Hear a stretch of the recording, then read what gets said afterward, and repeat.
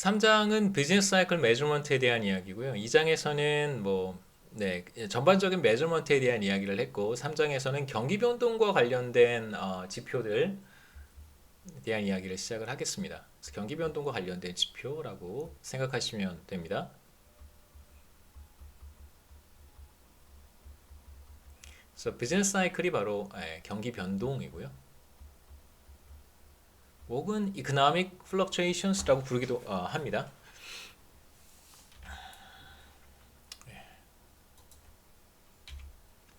첫 번째 섹션에서는 이제 GDP의 변화에 대한 어떤 일반적인 패턴, regularities라고 하면 이제 일반적인 어떤 뭐 정형화된 사실들, stylized fact 이렇게 얘기하고요.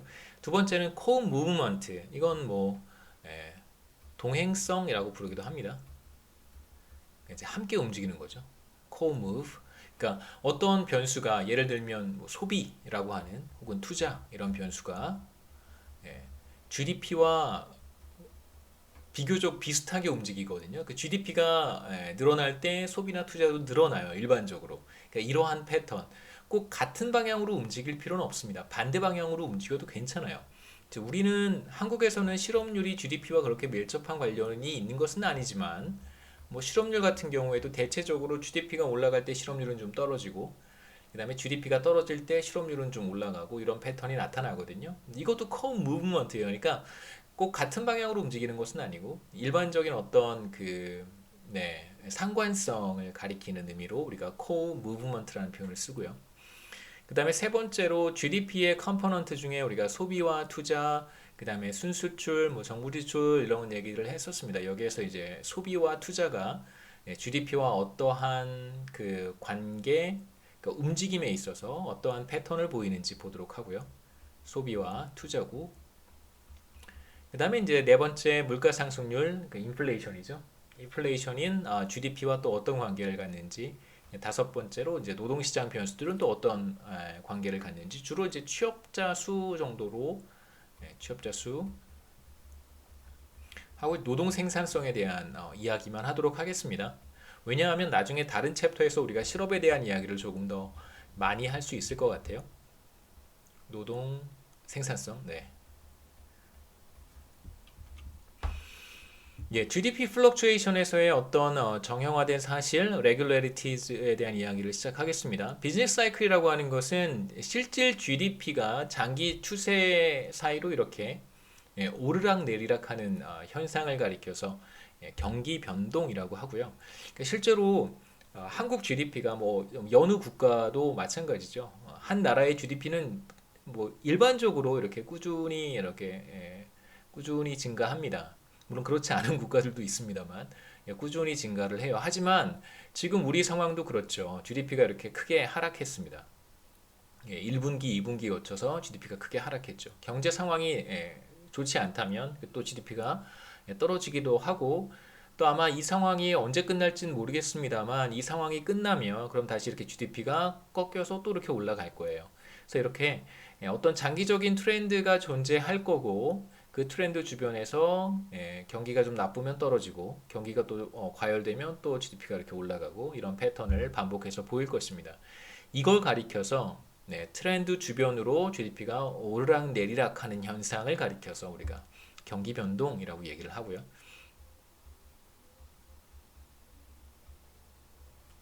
그래서 우리말로 뭐 굳이 번역하자면 실질 GDP가 추세 주변에서 변화하는 것, 추세 주변에서의 변동 이걸 가리켜서 우리가 경기 변동이라고 얘기합니다.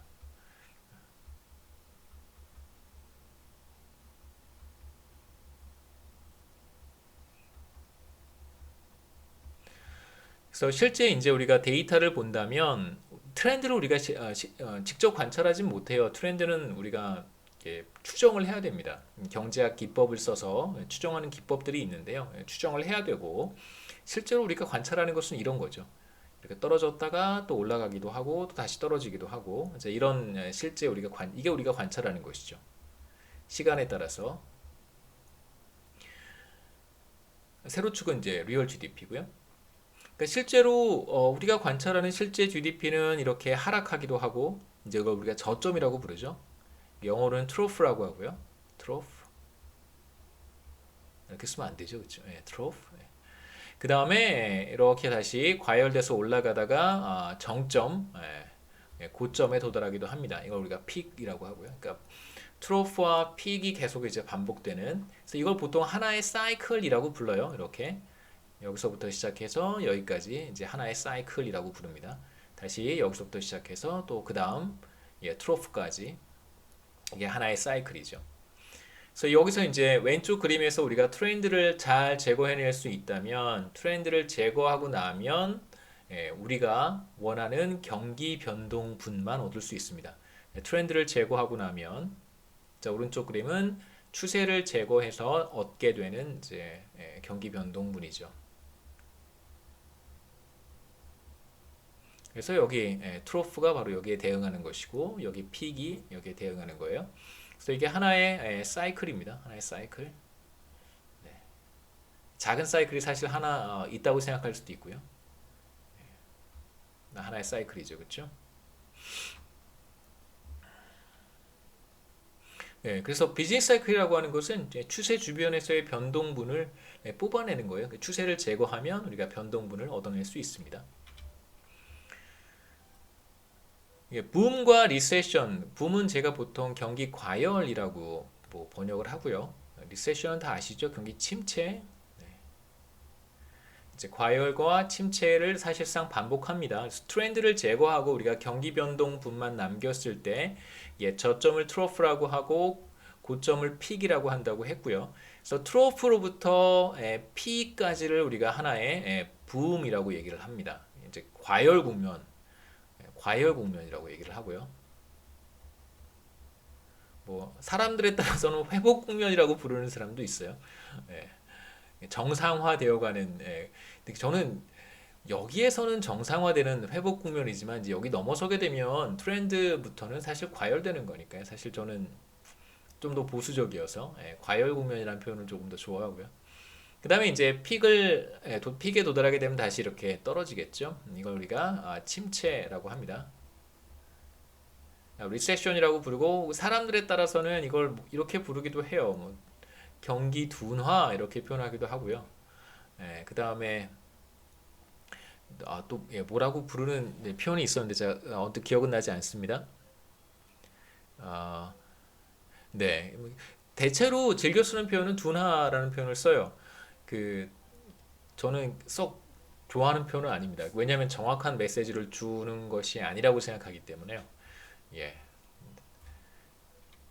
그래서 픽에서 트로프로 가는 과정을 리세션이라고 하고 이제 트로프에서 픽으로 가는 과정은 이제 붐이라고 얘기를 합니다. 자, 이게 1960년 1분기부터 2020년 2분기까지 세컨 쿼터까지 들어가 있어요.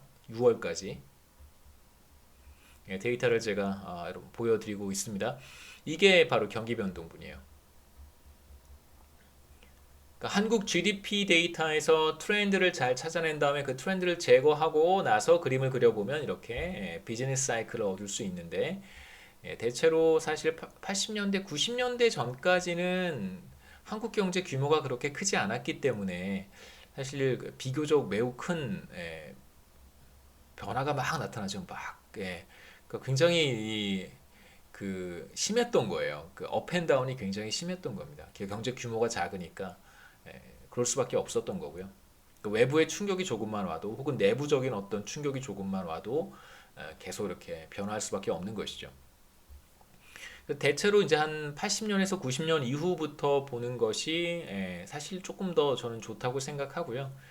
이제 90년대 이후부터 한국 경제가 아마도 제 생각엔 조금 더 우리 거시경제학 텍스트북에 좀 더 잘 부합하는 그런 경제 구조를 갖게 된 게 아닌가 이렇게 생각합니다. 개인적으로.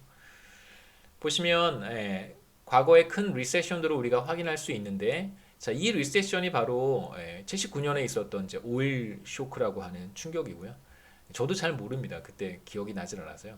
제가 기억하는 큰 리세션은 바로 이때 이제 1998년, 1999년, 그 그다음에 글로벌 금융 위기, 그리고 이제 최근에 우리가 겪고 있는 경제 위기, 큰 리세션 규모가 맞습니다.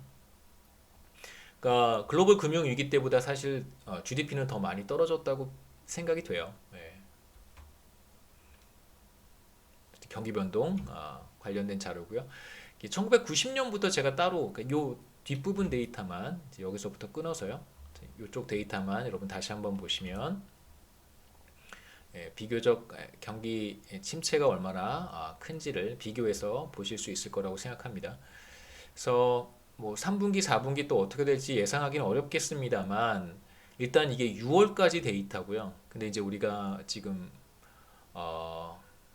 뭐죠? 저기 사회적 거리두기 2.5단계 지금 뭐 2단계로 완화하겠다고 했는데 완화한 건지 하겠다고 했는지 저도 자세히는 이제 뉴스 보면 스트레스를 너무 많이 받아서 잘 안 보고 있어요.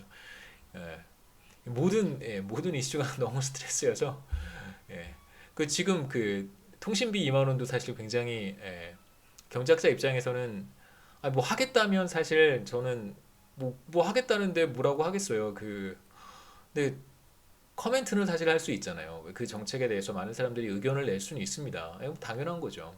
여러분들도 여러분 나름대로의 소리를 낼 수도 있는 건데 가장 큰 문제는 사실 그런 것 같아요. 우리가 경제학에서 현물 보조를 할 거냐, 캐시 트랜스퍼를 할 거냐, 현금 보조를 할 거냐, 현물 보조를 할 거냐라고 했을 때 여러분 사실 뭐 학생 회비 다 내셨겠지만 요즘은 또 안 내나요? 코로나 때문에 냈다고 쳐봅시다. 그러니까 우리 그냥 학교에서 만난다고 생각해 보시고 그 실제로 이제 뭐 간식 사업 같은 것도 하고 그러는데요. 어, 뭐 대체로 이제 학생회 임원분들이 학생들이 좋아할 만한 그런 간식들을 많이 이제 준비를 하는 걸로 알고 있어요. 근데 만일 그 어떤 사람들은 사실 뭐 원하지 않는 그런 간식일 수도 있고 그런 경우에는 사실 캐시로 돌려주는 것이 더 의미가 있을 수도 있습니다. 학생회비를 다 냈어요. 그런데 사실 뭐 적지 않은 사람들이 뭐 그런 음식을 먹느니 차라리 나한테 캐시를 주면 내가 알아서 좋은 걸 먹겠다.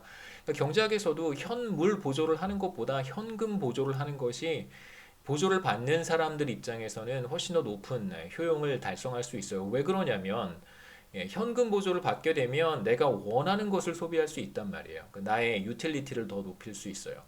하지만 이제 현물 보조를 하는 경우에는 반드시 그걸 소비를 해야 되기 때문에 사실상 효용이 그렇게 높지 않을 수 있겠죠. 물론 이제 특정 재화에 대한 수요가 굉장히 욕구가 굉장히 강한 사람들한테는 그런 현물 보조가 의미가 있을 수 있겠습니다만 대체적으로 이제 캐시 트랜스퍼가 훨씬 더 소비자들의 효용을 높일 수 있다는 것은 그건 당연한 거예요. 당연한 건데 그래도 굳이 하겠다면 뭐 저는 더 이상 할 얘기는 없습니다. 그러니까 뭐 하겠다는데 뭐라고 하겠어요. 그렇지만 우리가 논리적인 대화는 할 수 있어야 되는 거죠. 과학적인 대화, 논리적인 대화는 할 수 있어야 되는 것이죠.